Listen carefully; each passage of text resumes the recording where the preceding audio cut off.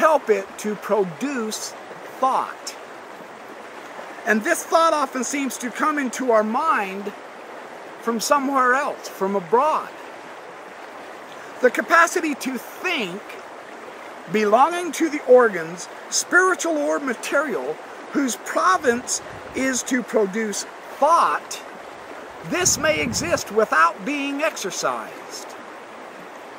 The divine will moves to action. The intellectual energy is itself the intellectual energy, which excites and arouses the capacity to think, or the organs that produce thought. It is curious that as Kether and Chokmah are male and Binah are female, those are the three spheres, that upper triangle in the tree of life that I just showed you. These are the three spheres he's talking about, that upward pointing triangle. As Kether and Chokmah are male, Binah is female, so in the Aryan tongue, from the word man means to think. Isn't that interesting? We get the word manus, which is a neutral, meaning mind or intellect. Manasha means thinking or thought. The feminine mati, which is man plus ti, man plus ti, manti, manti, means thought, or the product of thought, which is also the feminine. In the original trinity of 3 in 1, fire, light, and heat, each personification is male. Agni, Indra, Vishnu. But the Ushas, the dawn, is female, while Mitra, the morning star, is male again. Isn't that interesting? In the Zarathustrian creed, the divine wisdom, unmanifested, spent among you the white, pure, light, beneficent mind, the holy mind, was considered to be male, and male also when uttered manifest as the human intellect, bohu mono. This wisdom uttered became the logos, or the word, or utterance of Plato and Philo, the creative agent, the firstborn or first begotten son of the Father of all. This logos, this word, is in us. With every thought we perceive, it is the logos acting in us. The heavenly, the divine, comes through us. Something to think about, isn't it? We know something for certain in Freemasonry. As De Hoyle says on page 865 of the Scottish Rite Ritual Monitoring Guide, what we do certainly know is that we are in possession of the ancient symbols of the Creed of Zarathustra, the Magi, and Pythagoras, and that we know what these symbols meant to them.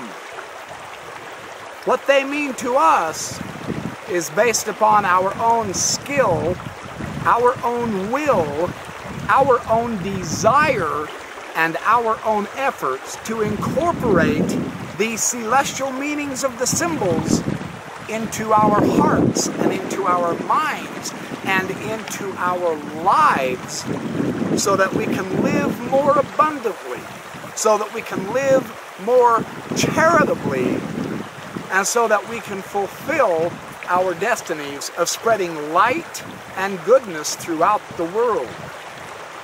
We know Plato, Pythagoras, Zarathustra, we know the ancients knew that the soul was immortal because we are a part of that immortality. Our souls are a part of the tissue of immortality. And therefore, so are we also immortal. The symbolisms, whether they are words, whether they are numbers, whether they are figurate geometric shapes, the symbolisms point to the immortality of man.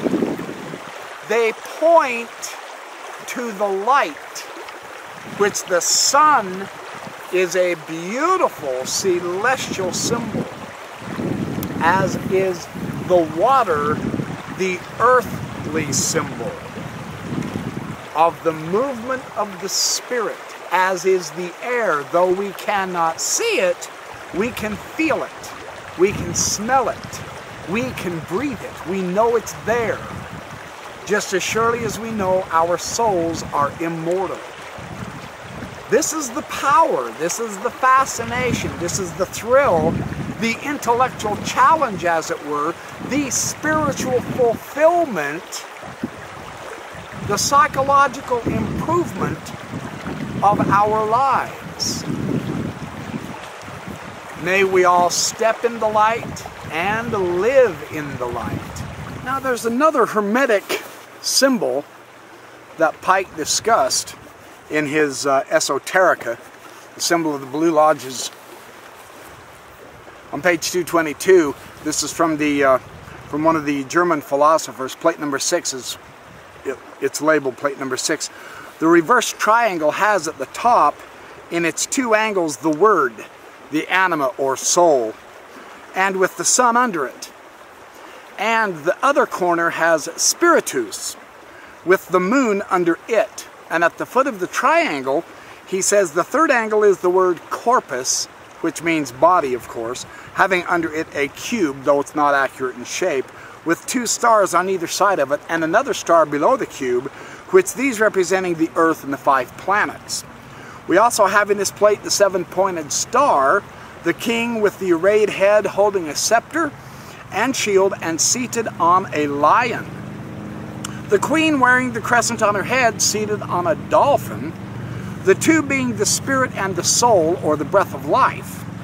The equilateral triangle representing the 3-in-1, and the face in the center representing the Father, the Ancient of Days, and the man raising from the grave.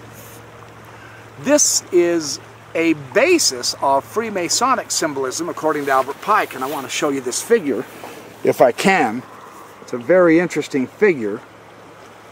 You can see the downward pointing triangle. The equilateral triangle is behind the circle, and in each one of the corners are the figures he was talking about, the 7-pointed star. You can see that central face within the circle, within the 7-pointed star. And down here is the woman on the dolphin, and over here is the man being raised from the dead. So that's a very interesting symbolism associated with the triangle and some of the meanings of that triangle. Pike also noted another very interesting triangular symbolism. This is from Clavis X of De Lapide Sapentium of Basilius Valentinus. This is in the Museum Hermeticum. He says, here is an equilateral triangle with a square, 3 and 4, symbolizing the number 3 and 4, enclosing 2 concentric circles, having in its upper right triangle the astronomical figure of the sun, and its left upper triangle that of the moon, and in the other triangle, the other corner of the triangle, that of Mercury. This apex of the triangle points downward. And then there are various words which mean I was born from Hermogenes, Hyperion elected me, and without Ein Sof, I must necessarily die.